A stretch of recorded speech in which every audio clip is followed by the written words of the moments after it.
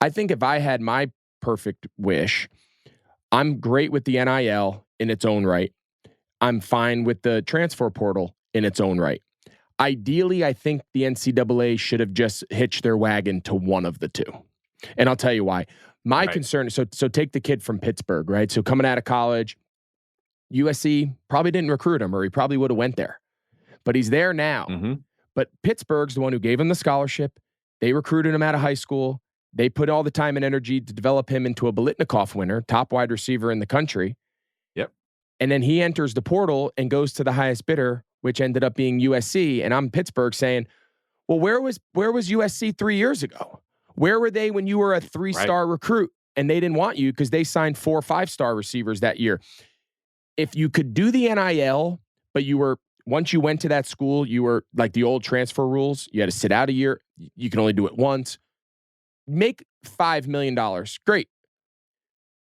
But to be able to just bounce around to the highest bidder now an unlimited amount of times and just reshop yourself, I don't know that I love that. I'll be honest with you. I don't know that I love it. Okay.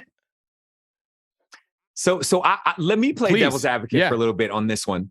So here's what I think. It's a learning opportunity, because I agree with you, right? Now bouncing around highest bidder, that diminishes a lot. But what we have to show as well is this idea that happens in real life. I'm a lawyer at a firm called Porter Wright.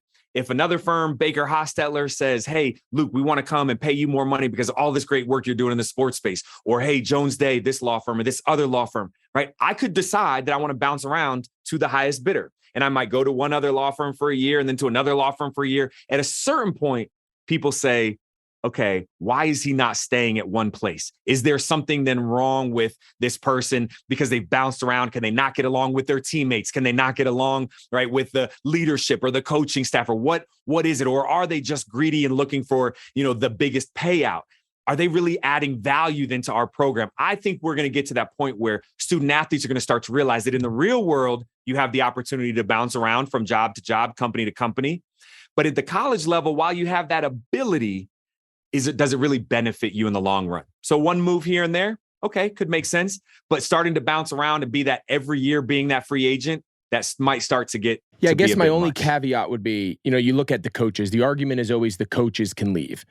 But the coaches only can leave if they're bought out, right? So there's buyout clauses, that's right. And then in the real world, there's non-compete. So I'm sure your law firm right now, if you left, you wouldn't be able to just there's probably non-competes and saying, listen, if you're not going to work for us for X number of years, you can't go work for A, B, and C, law group. Or, when I was a player, I had free agency, but I had a contract that I could only hit free for a certain period of time. But what we've created now in college football is you're a free agent every single year, and you can be a free agent every single year.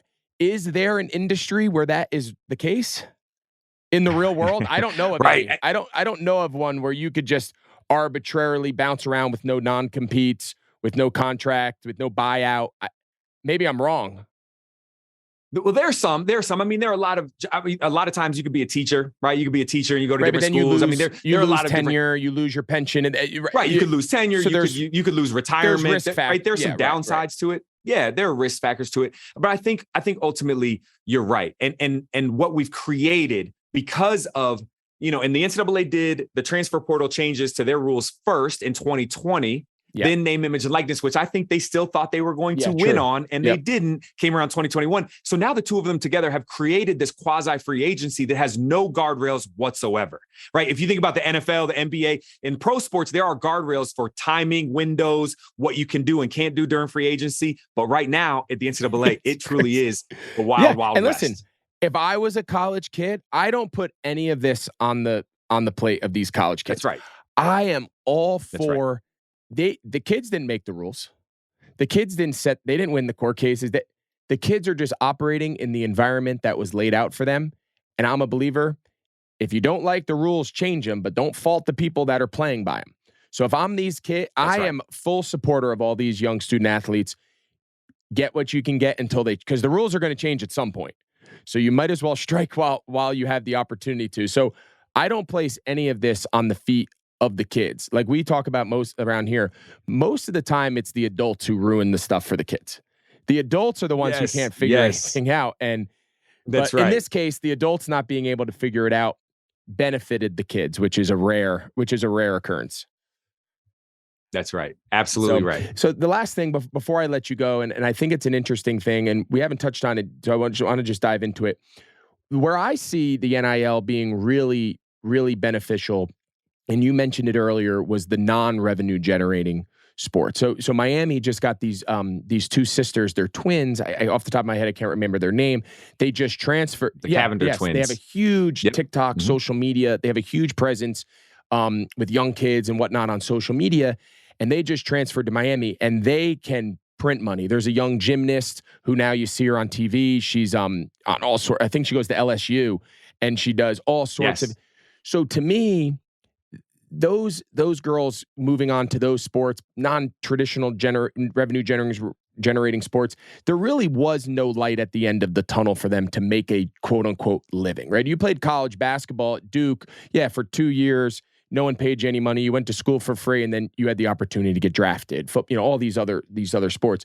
So where I really like it is in instances like that, where these a lot of them are female, right? A lot of these young girls can capitalize on the social media movement, their involvement. They understand that world, and we see a lot of these young girls making a ton of money. Like, to me, that I really like, because without that, it's going to be hard for a lot of these girls to make a living out of the sport they've committed their entire life to, just because we don't have the infrastructure in our country where there's professional leagues in the traditional sense for them to earn a living like we do in some of the other sports, specifically the men's sports. So talk a little bit about what you've seen in that realm, because to me, that is where a lot of the benefit that I've seen comes from. Absolutely. And that's really the positive side of name, image, and likeness that doesn't get as much attention. So I'm so glad that you brought it up, because there are student athletes that are getting deals that are smaller deals, some that are big deals, but even smaller deals that are helping them even pay through their way through college. We forget that there are a lot of student athletes that get partial scholarships for Olympic sports and non-revenue generating sports. So they have the opportunity where you can earn some compensation and then leave school debt-free is a huge win, and start off maybe even with a little nest egg when you start in the working world after you leave college is a huge opportunity. So we're seeing across sports. Lacrosse, there's a lacrosse player who has a huge social media following that is making six figures just from the posts that they're making. For women student athletes, a lot of times what social media analysis will say is that they are more engaged with their social media following. And so it's the engagement that brands are truly looking for. So when a brand is trying to penetrate a market, they're going to look for someone who has high engagement to be that influencer for them on social media.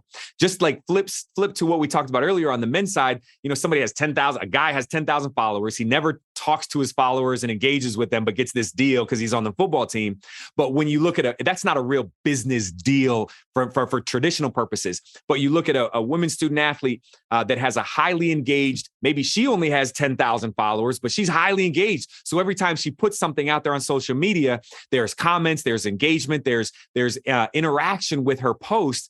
That's what brands are really looking for. So we're seeing more and more of those opportunities present themselves for women student athletes and for student athletes in non-revenue generating sports. And the last thing along those lines that I'll say is there are student athletes now who are able to earn compensation by going back to their hometown, where they might be the only person that's a D1 student athlete in their sport.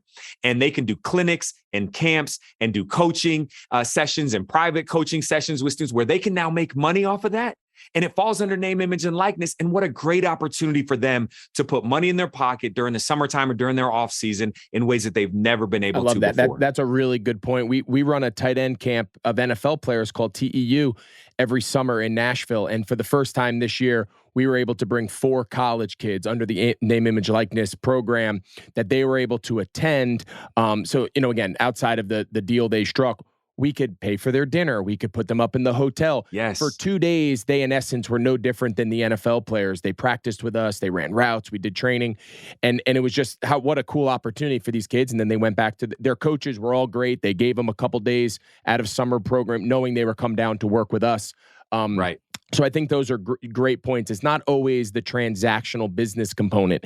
It's some of these other avenues that in the old days, you couldn't go work a football camp. You're an NCAA Division I football player, and when you're home for the summer, you can't go get paid to work a football camp. So, like, I think that's a great point that you brought up.